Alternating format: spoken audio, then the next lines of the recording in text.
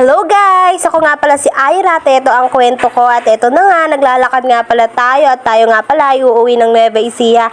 Iyaatid ko nga pala itong aking kapatid at ayan na nga, tinaas ko nga lang ang aking kamay at lumapit na nga yung sasakyan. Uy, kaganda ng sasakyan namin, pero in fairness, hindi yan. Ito nga pala, dito nga pala kami sasakay sa pambansang tricycle dito sa Naik, Cavite. At ayan na nga, ako na nga umuna sa sakayan.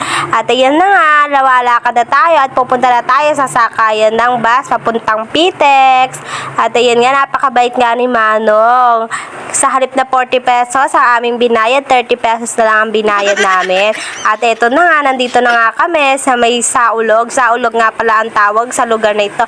At ayan nga, 1 Cavite. Ayan nga, nandito na nga pala tayo sa Saulog.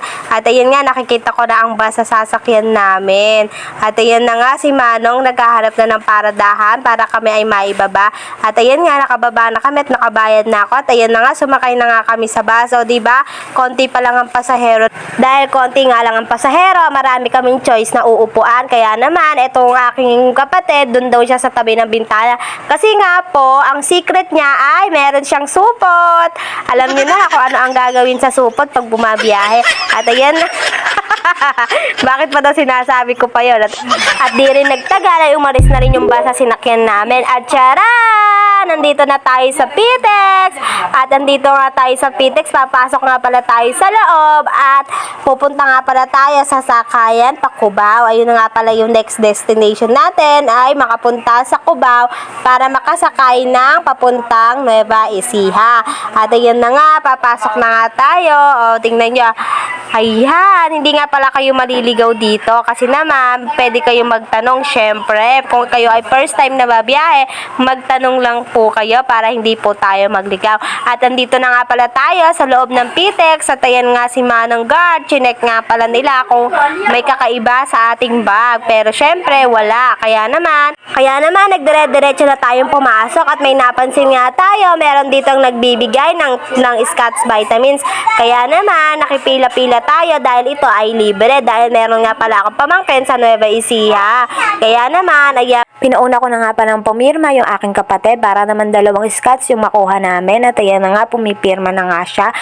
Ayan, 1:1 lang kasi hindi pwedeng kumuha ng madami at pagkayari nga pala niya, ako naman yung sumunod. At ayan na nga, nagpipill up na nga tayo. At ayan na nga, imo-model ko nga pala yung Scotch nating nakuha. O diba, tuwang-tuwa. Tuwang-tuwa na naman yung auntie nyo, kaya tayo napagkakamalan na laging takas sa mental eh. Ayun ako, Diyos me naman. At ayan na nga, lakad-lakad lang tayo. At habang tayo nagmo-model ng Scotch vitamins. At ayan na nga mga uni, papunta na nga ulit tayo sa sakayan pa Cubao. At ayan na nga, lakad lang na tayo ng kontek at pipila. Tapos eto na, tsuran, nanananan. Nakasakay na nga pala tayo. At eto nga yung kapatid ko, nasa tabi na naman ulit siya ng bintana. At tsuran, nandito na tayo sa Cubao. Pangmalakasang lakadan nga to mga uni at napakalayo pa bago tayo makasakay ng papuntang Nueva Ecija. Kung kayo po ay bumabiyahe papuntang Nueva Ecija, alam na alam nyo kung gaano kalayo ang lalakadan bago makapunta sa bus. Dati kasi carpool lang gamit ko, kaso napakamahal, 2,000 pesos isang puntahan lang. Ngayon natuto ako mag-commute, napakamura lang pala, 500 pesos lang, o diba? Kaya ayan, nagko-commute na lang ako, tapos nag-e-enjoy pa ako kaka-commute.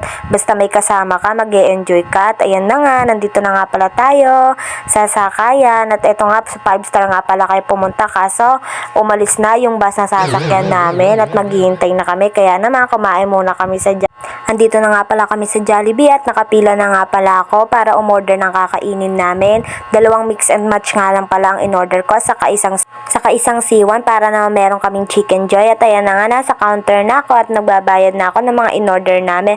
At eto na nga, tcharan! At kasama na nga natin ang nag-iisang opa ko.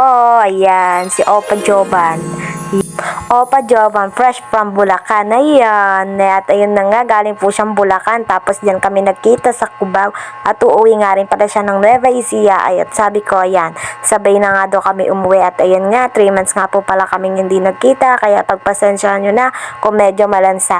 At ayun na nga, may mga langgam na nag-uunahan. Dahil sa medyo sweet lang naman. Kaya ilang pirasong langgam lang ang makikita nyo. Ayan, pagkayari nga ng kalansahan na yan at tayo ay kakain na. O diba, nakakagutom pala ang pag-holding hands. Kaya naman, Tara na kumain at magpakabusog. O diba, enjoy lang natin ang pagkain kasama ang taong mahal natin. Aruy. Hindi pa nga tayo nabusog, kaya naman na spaghetti pa tayo. O diba, paano hindi tayo tataba? Bukod sa mahal na tayo, inaalagaan pa tayo. Tapos, napakadami pa natin kinakain. O diba, kaya naman mananaba talaga tayo. Lalo na pag nasa tamang tao na tayo. Aruy. Pagkayari nga natin kumain at magpakabusog, ay diretso na tayo sa bus terminal. At ayan, nakasakay na nga pala tayo. Ang sarap bumiyahe pag meron kang kayakap. Aroy ang kire for the go. Aroy ang kire for the go. At ayun nga, sinaniban na ako ni Kamangyan.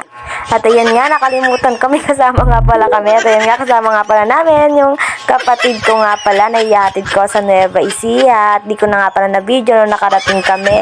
At nung nasa Nueva Ecija na kami. At diyan, in-enjoy lang namin biyahe. Yun lamang. Bye-bye!